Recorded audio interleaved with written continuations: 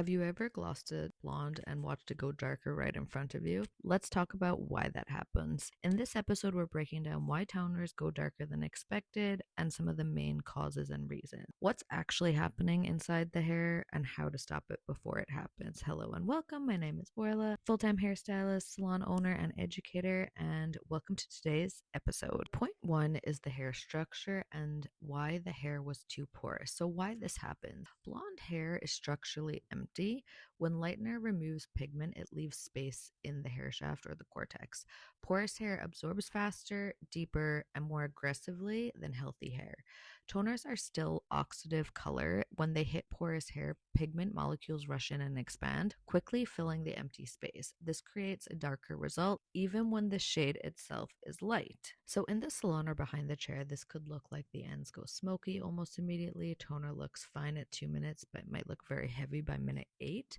The blonde loses its brighteners instead of gaining its shine. So how do we fix this? So you would want to pre-treat the porous hair. I've talked about this before with something like Redken Cat or anything that's a porosity equalizer. I would dilute toners on fragile blondes and apply toner to porous ends last, not first. The toner had too much pigment density. So why this happens? So ash tones or cooler tones usually contain blue or green pigments, which absorb light instead of reflecting it. And the natural series typically contain background pigment designed for coverage. So depending on what brand you use, this will be slightly different, but this seems to be a pretty generalized rule.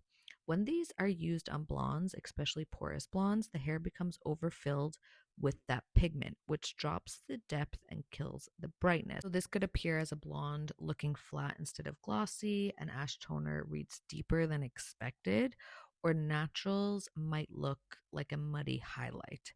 So how do we fix this? So we want to avoid naturals unless using gray coverage. So we want something with a warmer background. Use clear intentionally, not as an afterthought.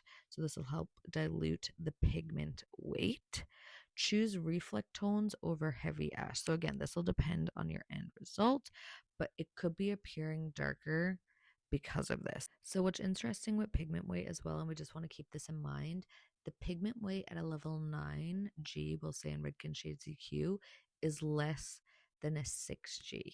Okay, so there's more gold present in a 6G than a 9G, for example. So when we're talking about pigment weight, sometimes we're better off just clearing out the color, which is also important with formulation because sometimes we want more pigment. So you might be better off taking a darker shade and clearing it out at that level. So using a 6G cleared out to get more of a gold pigment, for example.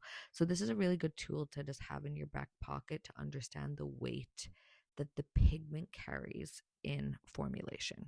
I'll have a separate series that goes over formulation because this is obviously something that has been highly requested, but I feel like that's a whole series in itself on how to tackle that beast. Oxidation speed. So this is really important because same formulas can look darker one visit after another.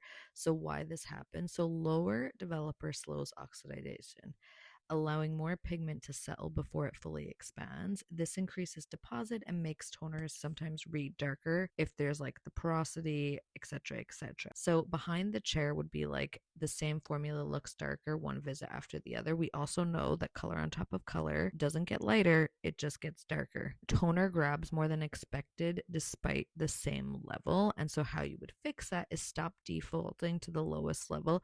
Now this is very specific and like will be definitely per case scenario. Typically toners or something that uses a demi for like a glaze runs lower. Use the developer strength that matches the porosity and watch the toner visually, not just by the time. So another great way would be to clear out your formula to help get the longevity of the color you are seeking. So some of the main reasons why your toner does go darker is because porous hair overabsorbs pigment density is too high, and oxidization is too slow. So toners don't turn dark, they overfill the hair. Subscribe for more troubleshooting behind the chair, and we'll see you in the next one. Take care. Goodbye.